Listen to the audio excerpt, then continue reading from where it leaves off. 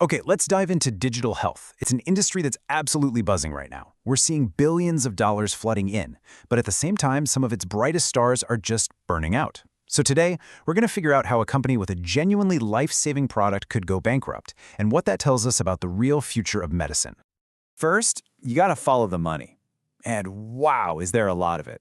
Just in the first half of 2024, investors poured $4 billion into digital health startups. Now, that is a massive vote of confidence in where health tech is headed. But that number, it really doesn't tell the whole story. See, that $4 billion, that actually represents a 60% rebound in funding from the year before, a huge jump.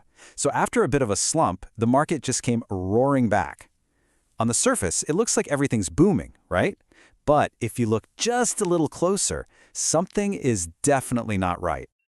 And that brings us to the central puzzle of this whole thing. If the money is flowing and the future looks so bright, how on earth could one of the most promising, truly break-grounding companies in the entire field just suddenly collapse? The answer tells us everything we need to know about where digital health is really going. So, to understand what happened, we need to talk about the ultimate dream of tech-driven healthcare. It's this idea of a digital pill. Imagine a treatment that's delivered not through chemistry, but through code. This dream actually has a name, digital therapeutics, or DTEX for short.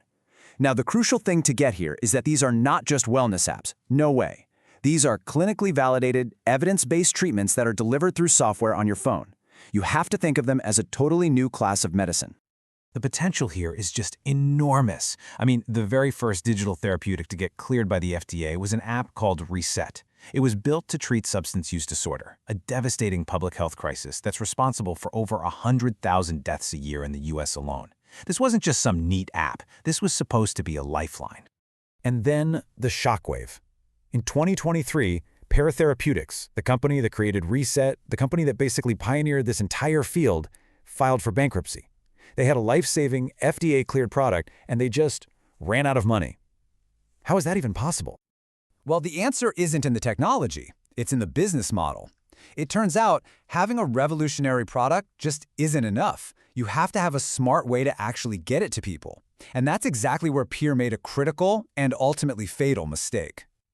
So Pear tried to play by the old farmer rules. It's called the Prescription Digital Therapeutic Model, or PDT, and it came with 3 massive hurdles. First, you've got to convince doctors to prescribe an app, which is a whole new world for them. Then, you've got to convince insurance companies to actually pay for it, and to do both of those things, it takes a huge investment, kind of like building a sales force for a big pharma company. Now, in response to Pear's failure, the whole industry is making a major pivot. Instead of that complicated prescription model, a lot of companies are now shifting to an over-the-counter approach. They're going straight to you, the consumer, or to your employer, and they're completely bypassing those traditional gatekeepers. The easiest way to think about it is this. The old model was like a complex prescription drug. The new model, it's more like an over-the-counter vitamin.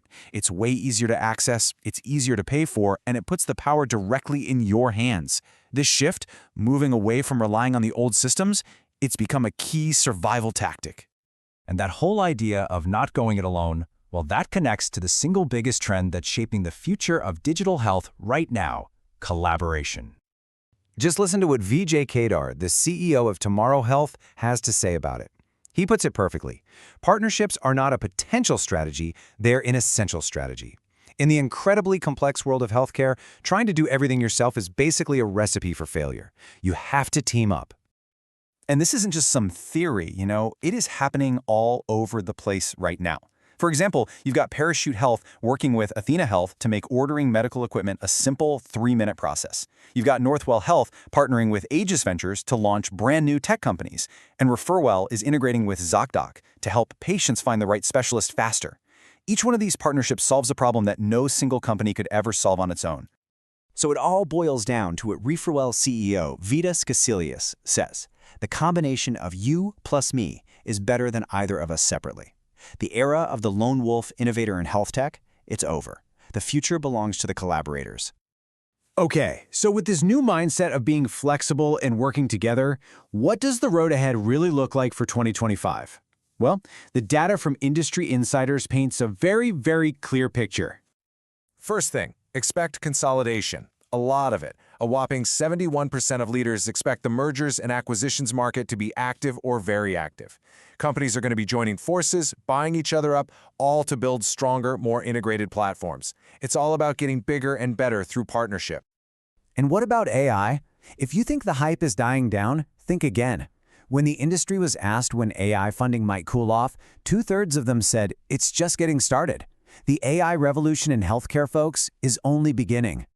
So all of this, the money, the failures, the big strategic shifts, it all leads to one final and I think critical question. As technology and healthcare basically become the same thing, who is ultimately going to be in charge of our health? Is it the tech giants, the big hospital systems, the insurance companies, or maybe, just maybe, for the very first time, it'll be us,